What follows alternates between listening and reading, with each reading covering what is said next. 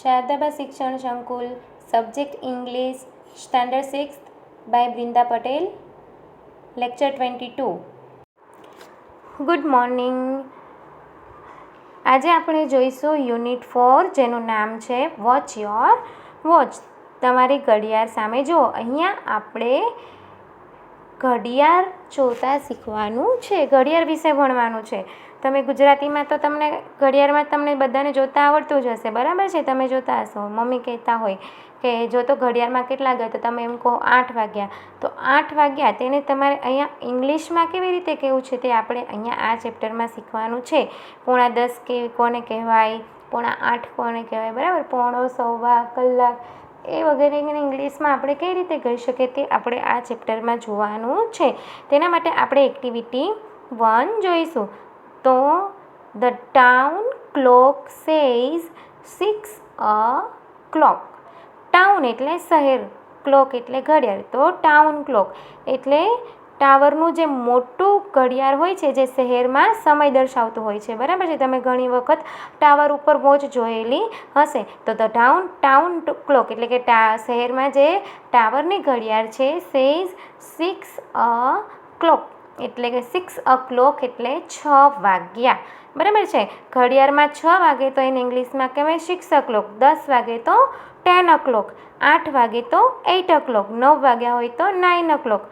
7 વાગ્યા હોય તો 7 o'clock, બરાબર? The town clock says 6 o'clock. તો ટાવરની ઘડિયાળ કહે છે 6 વાગ્યા. ધ કિચન એટલે રસોડાની, ક્લોક એટલે ઘડિયાળ, સેઝ એટલે કેવું, 8 o'clock એટલે 8 વાગ્યા. તો રસોડામાં ઘડિયાળ કહે છે 8 વાગ્યા. Daddy's watch says 7 o'clock. Daddy's એટલે પપ્પા, તો પપ્પાની ઘડિયાળમાં 7 વાગ્યા. I hope I won't be late. તો શું કહે છે? હોપ એટલે આશા, લેટ એટલે મોડું. તો કહે છે કે મને આશા છે કે હું મોડો નહીં પડું. Mummy says that one is past. Past એટલે એક આગળ, બરાબર? એક કાંટો આગળ, ઇંગ્લિશમાં આગળ એવું કહેવાય. તો મમ્મી કહે છે એક ઘડિયાળ આગળ છે. આપણે ઘણી વખત આપણા ઘરે જોઈ હોય છે, કે ઘણી વખત સાંભળ્યું હોય છે કે ઘડિયાળ 10 મિનિટ આગળ છે, 15 મિનિટ આગળ છે, 20 મિનિટ આગળ છે, બરાબર? એવી રીતે અલગ અલગ પોતપોતાના ટાઈમે લોકો ઘડિયાળ સેટ કરતા હોય છે. એટલે એવી રીતે અહીંયા આ કવિતામાં પણ છોકરીની મમ્મી છે તે પોતાની ડોટરને કહે છે કે આપણી ઘડિયાળ આગળ છે. તો કહે છે mummy says that one is આગળ, વન ઇઝ પાસ્ટ. તો કહે છે કે એક ઘડિયાળ આગળ છે. And one is 1 hour late. Late એટલે પાછળ, તો એક ઘડિયાળ પાછળ છે. તો શું કહે છે કે આપણા ઘરમાં જે ઘડિયાળ છે એમાં એક ઘડિયાળ આગળ છે અને બીજી ઘડિયાળ પાછળ છે. One is right but which is it. તો શું કહે છે કે એક ઘડિયાળ ટાઈમે છે, રાઈટ એટલે ટાઈમે, બટ એટલે પરંતુ, વિચ એટલે કયું, તો કે એક ઘડિયાળ ટાઈમે છે પરંતુ તે કઈ છે? I really do not know. Really એટલે ખરેખર, નો એટલે જાણો, કે મને ખરેખર ખબર નથી, બરાબર? તો અહીંયા તમને આ રાઇમ્સમાં કેટલા વાગ્યા છે બધી અલગ અલગ ઘડિયાળમાં તે જણાવ્યું છે, અને કઈ ઘડિયાળ આગળ છે, કઈ ઘડિયાળ પાછળ છે, અને કઈ ઘડિયાળ ટાઈમે છે તેના વિશે જણાવ્યું છે, બરાબર? હવે તમને અહીંયા કીધું છે કે તમારા શિક્ષક નીચેના જેવા પ્રશ્નો પૂછશે, ચિત્રની મદદથી તેના જવાબ આપો અને તે જવાબો કવિતાને આધારે કોઠામાં વિગતો ભરવાની છે. તો ટાઉન ક્લોક છે, તો અવર હેન્ડ એટલે કે કલાક કાંટો, અને મિનિટ હેન્ડ એટલે મિનિટ કાંટો, બરાબર છે?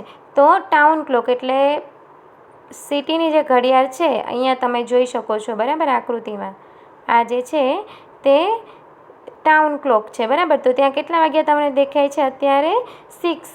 તો અહીંયા લખવાનું અવર કાંટો એટલે કે કલાક કાંટો ક્યાં છે? નાનો કાંટો એટલે 6 ઉપર છે, બરાબર? તો એટ 6. કિચન ક્લોક રસોડાની ઘડિયાળ છે એમાં કલાક કાંટો 8 પર છે, એટલે એટ 8. અને ડેડીઝ વોચ અહીંયા આપેલી છોકરીના હાથમાં છે તે ડેડીઝ વોચ છે, બરાબર? તો ત્યાં કયા પર છે? 7 પર, એટલે અહીંયા આવશે એટ 7. ટાઉન ક્લોકમાં મિનિટ હેન્ડ છે 12. કિચન ક્લોકમાં પણ 12 પર છે, અને ડેડીઝ વોચમાં પણ 12 પર કાંટો છે, બરાબર? હવે એક્ટિવિટી 2માં એક સ્ટોરી આપેલી છે, બરાબર. ધ સ્પેરોઝ સ્વિંગ એટલે કે ચકલીની પાંખો. The tower clock in the જૂના બજાર ઇઝ વેરી ઓલ્ડ. તો શું કહે છે કે ટાવર ક્લોક એટલે કે જે શહેરની ટાવરની ઘડિયાળ છે તે જૂના બજારમાં હતી અને તે ખૂબ જ જૂની છે. All the 3 hands of the clock quarrelled one day. All the 3 hands, all એટલે બધા, 3 હેન્ડ્સ એટલે 3 કાંટા, ઘડિયાળના 3 કાંટા. ક્વારલ્ડ એટલે ઝઘડો, વન ડે એટલે એક દિવસ. તો એક દિવસ ઘડિયાળના 3 કાંટા ઝઘડ્યા. The thin hand shouted. Thin hand એટલે નાનો કાંટો, સાઉટેડ એટલે બૂમ પાડવી, બરાબર છે. તો થીન હેન્ડ એટલે સેકન્ડ કાંટો તો નાનો કાંટો. તો થીન હેન્ડ સેકન્ડ કાંટાએ બૂમ પાડી. I am very fast. Very fast એટલે ખૂબ જ જલ્દીથી, કે હું ખૂબ ઝડપી છું. The long head screamed. Long head એટલે મિનિટ કાંટો, સ્ક્રીમ્ડ એટલે ચીસ પાડવી. But I am not very slow. પરંતુ વેરી એટલે ખૂબ, સ્લો એટલે ધીમું. The long hand screamed. તો મિનિટ કાંટો ચીઝ પાડે છે કે પરંતુ હું ઘણો ધીમો નથી. સેકન્ડ કાંટો છે તે બૂમ પાડીને કહે છે કે હું ખૂબ ઝડપી છું, જ્યારે મિનિટ કાંટો કહે છે કે હું પણ ધીમો નથી. The short hand nodded. Short hand એટલે કલાક કાંટો, નોડેડ એટલે કહેવું એમ હલાવવું, માથું હલાવવું. તો કલાક કાંટો માથું હલાવે છે. The thin head said. Second કાંટો કહે છે you all run after me. Run એટલે દોડવું, આફ્ટર એટલે પછી. તો શું કહે છે કે તમે બધા મારી પાછળ દોડો છો. The long head said. Minute કાંટો કહે છે no, I have my own speed. Own એટલે પોતાની, સ્પીડ એટલે ઝડપ. તો મિનિટ કાંટો કહે છે કે ના, મને મારી પોતાની સ્પીડ છે, કે હું મારી રીતે દોડું છું. The short head said nothing. Short hand એટલે કલાક કાંટો, કંઈ જ કહેતો નથી. The thin hand tick tock. તો મિનિટ કાંટો છે તે કહે છે I am useful in science and sports. તો શું કહે છે કે યુઝફુલ એટલે ઉપયોગી થવું, સાયન્સ એટલે વિજ્ઞાન અને રમતમાં, કે હું વિજ્ઞાન અને રમતમાં ખૂબ જ ઉપયોગી છું. The long head tick tock. તો મિનિટ કાંટો કહે છે I am important for all the people. Important એટલે ઉપયોગી, પીપલ એટલે લોકો. તો હું બધા લોકો માટે ખૂબ જ ઉપયોગી છું. એવી રીતે થીન હેન્ડ અને લોંગ હેડ બેય ઝઘડતા હોય છે અને શોર્ટ હેન્ડ છે તે જોતો હોય છે. તો કહે છે નાવ the short hand was angry. તો કે હવે કલાક કાંટો એંગ્રી એટલે ગુસ્સે થઈ ગયો હતો. Stop your noise. સ્ટોપ એટલે બંધ કરવું, નોઇઝ એટલે અવાજ, કે તમારો અવાજ બંધ કરો. હી કિક્ડ હાર્ડ. કિક્ડ એટલે લાત મારવી, હાર્ડ એટલે ખૂબ જ મહેનતથી. તો શું કહે છે, કલાક કાંટો ગુસ્સે થઈને કહે છે કે તમારો અવાજ બંધ કરો, અને તેણે જોરથી લાત મારી. The thin and long hands fell down. Second કાંટો અને મિનિટ કાંટો, ફેલ ડાઉન એટલે પડી જવું. તો સેકન્ડ કાંટો અને મિનિટ કાંટો પડી ગયા. Kanjibhai noticed this first. Kanjibhai noticed એટલે જોવું, ધીસ ફર્સ્ટ એટલે પહેલું. તો કાનજીભાઈ આ પહેલાં જોવે છે. He looked up to set his wrist watch. Looked એટલે જોવું, સેટ એટલે સરખું કરવું, હિઝ રિસ્ટ વોચ એટલે તેની કાંડા ઘડિયાળ. તો તે જોવે છે અને તેની કાંડા ઘડિયાળ સરખી કરે છે.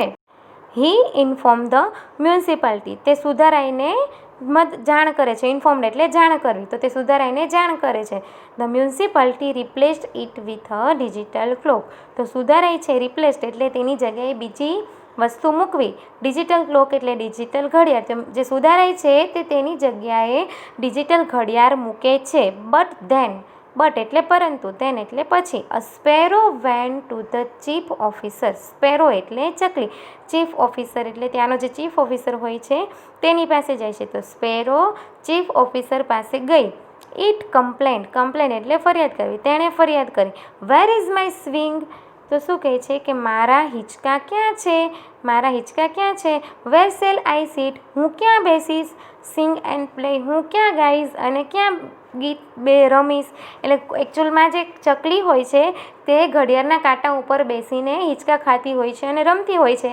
એટલે પછી તે ચીફ ઓફિસર પાસે જાય છે અને તેને કમ્પ્લેન કરે છે કે મારા હિંચકા ક્યાં છે, હું ક્યાં ગાઈશ અને ક્યાં રમીશ અને ક્યાં બેસીશ. ઓકે, તો અહીંયા તમને આખી સ્ટોરીમાં ઘડિયાળ વિશે જણાવેલું છે, પરંતુ તે અંદર ઝઘડે છે એટલે એકબીજા સાથે મારામારી થાય છે એટલે ખરાબ થઈ જાય છે. અને તેની જગ્યાએ પહેલો છે ચીફ ઓફિસર તે ડિજિટલ વોચ મૂકી દે છે. ડિજિટલ વોચમાં તમને ખબર છે કે તેમાં આંકડા જ આવે છે, તેમાં કાંટા કે એવું કશું આવતું નથી, ઘડિયાળના કાંટા હોતા નથી. એક્ટિવિટી 3 એમાં જોડકા જોડવાના છે. તો શોર્ટ હેન્ડ શું કહે છે, it shouted stop the noise.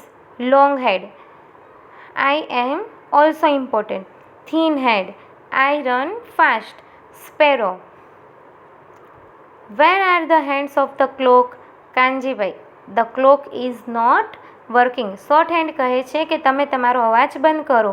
Minute કાંટો કહે છે હું પણ ઇમ્પોર્ટન્ટ છું, હું પણ કિંમતી છું. સેકન્ડ કાંટો કહે છે હું જલ્દી દોડું છું. સ્પેરો, ઘડિયાળના કાંટા ક્યાં છે. કાનજીભાઈ કહે છે ઘડિયાળ કામ કરી રહી નથી. બરાબર, અહીંયા યોગ્ય જોડકા જોડવાના છે. આ બધાના જ હું ફોટા તમને પછી એક્ટિવિટીમાં આન્સર તરીકે મોકલી આપીશ. હવે અહીંયા યોગ્ય ક્રમમાં ગોઠવવાના છે. તમને સ્ટોરી આપેલી છે ધ સ્પેરો સ્વિંગ, ચકલીનો હિંચકો. બરાબર, એમાં પહેલાં કઈ વાક્ય રચના કઈ આવશે તે તમારે અહીંયા કહેવાનું છે. તો પહેલાં આવશે the thin hand declared that it works more. Second આવશે the long head claim that it is more important. Third આવશે the short hand kicked out the minute hand and the second hand. Fourth, the municipality adopted the new technology. And fifth, the sparrow complained, why did you take off my wings? Okay.